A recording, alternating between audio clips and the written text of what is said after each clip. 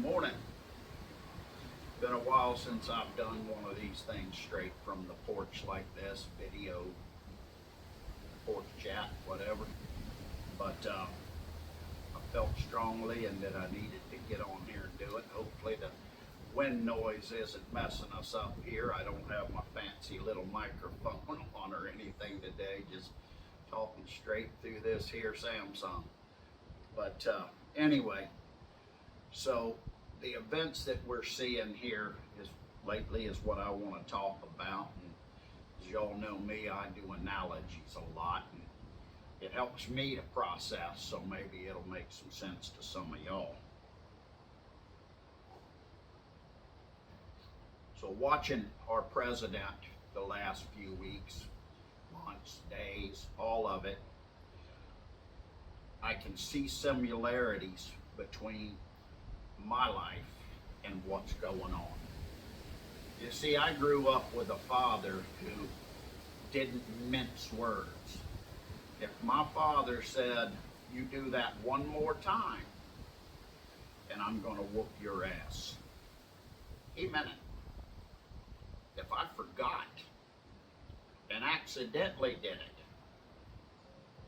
he didn't say a word. He snatched me up and he whooped my ass. Now at the time, I thought he was a real jerk. But as I look back on it, I see that he kept me from making those same mistakes again. Sometimes they were just little mistakes that didn't mean a lot. And I thought, wow, that's pretty harsh. And I'm sure others from the outside looking in may have thought the same thing. But you know, if you stop the little things, it'll keep them from doing the big things. So looking at this president, this foul-mouthed individual, this New Yorker, which as most of y'all know, this old Southern boy don't much take to it. Although I have a bunch of good New York friends that are amazing people. But this man does what he says he's going to do. He's the first president in our history that's followed through on everything that he says he's going to do. Now, recently I watched good friends of mine, good Christian people that were behind this president until he just told the Iranian government that you do this or I'm going to end you all. I've had enough. He wasn't bluffing. He knew that. He knew, and he didn't want to do it. But he gave them the choice. And a lot of you turned against him. I can think of a very sweet, wonderful girl that I know. This is a good Christian woman. She is absolutely amazing human being. And her emotions got away with her. She was triggered by his words and the thoughts of him wiping an entire civilization off a planet, which is horrendous. So she turned against him. In her mind, he was evil, and she voiced her opinion. Now, in my mind, looking back on how my father was, I am who I am today because of who my father was, because of how my father did things. He didn't go back on his word. And once you knew that, you didn't make those mistakes. Now, yesterday we saw something. We saw Iran back down because they knew he wasn't bluffing. They knew there would be no one left to fight. Now, all this could have been done 30, 20, 10 years ago.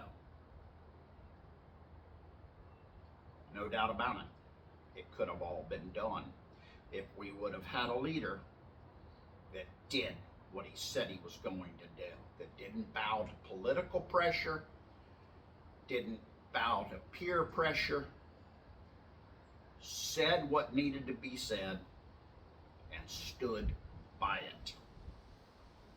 That is true leadership, to make the hard decisions when they need to be made.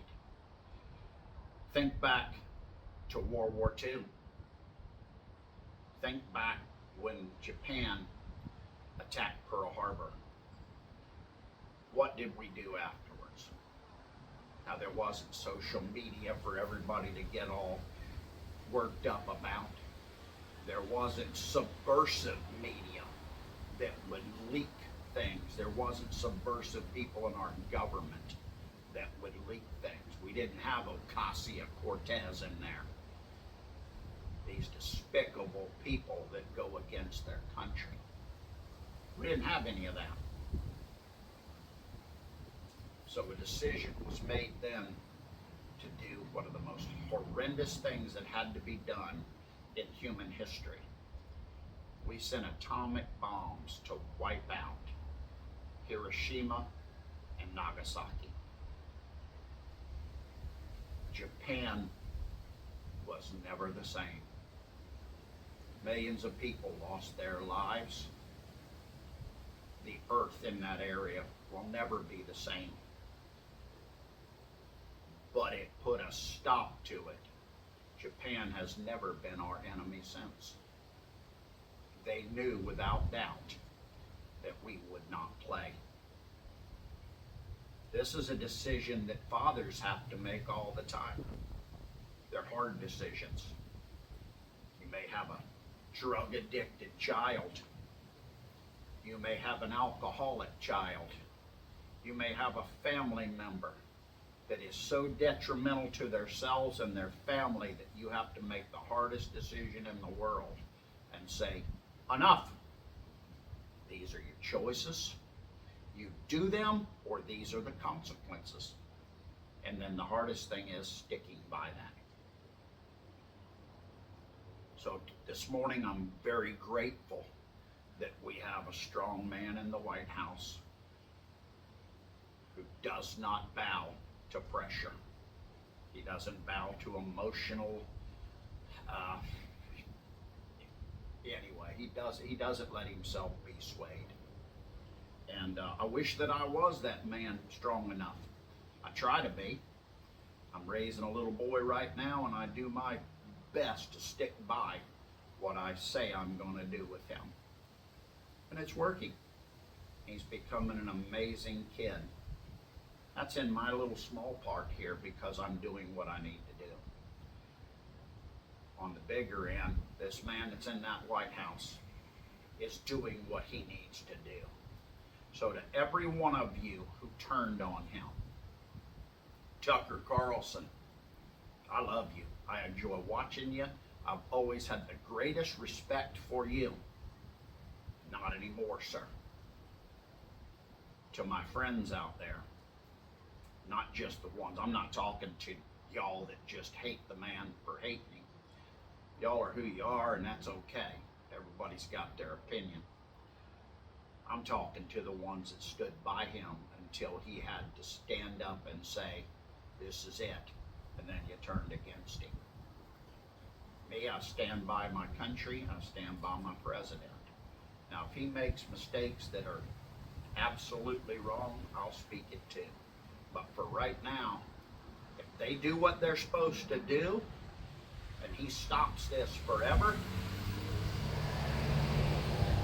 then he's done exactly what a good father or leader would do.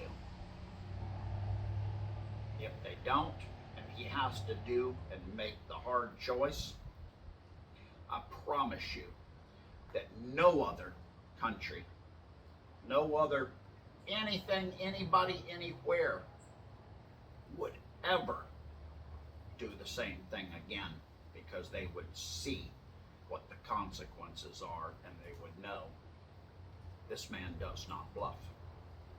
I know my father didn't bluff, and I'm so grateful for him. So anyway, I hope this hits some of y'all. I hope that a lot of you read it and see, watch it, whatever we're doing. I'm not writing this morning. I'm talking video thing. But anyway, I hope that it does maybe get to some of y'all. I hope you share it. I hope it makes some sense to you. If you want to talk about it, well, this porch has got other chairs. I'd love to sit on it with you. Or a phone call, or just respond on here, however you want to do it. Anyway, I'm steadfast in my beliefs. And I'm not afraid to talk about them with you. Dialogue gets us everywhere. Charlie Kirk said that. God rest his soul. So anyway, from the porch here, I want y'all to know that I love you. I do mean it.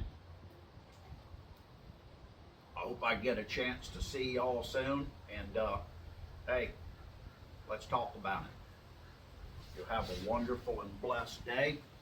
And hope I'll see you soon. Take care.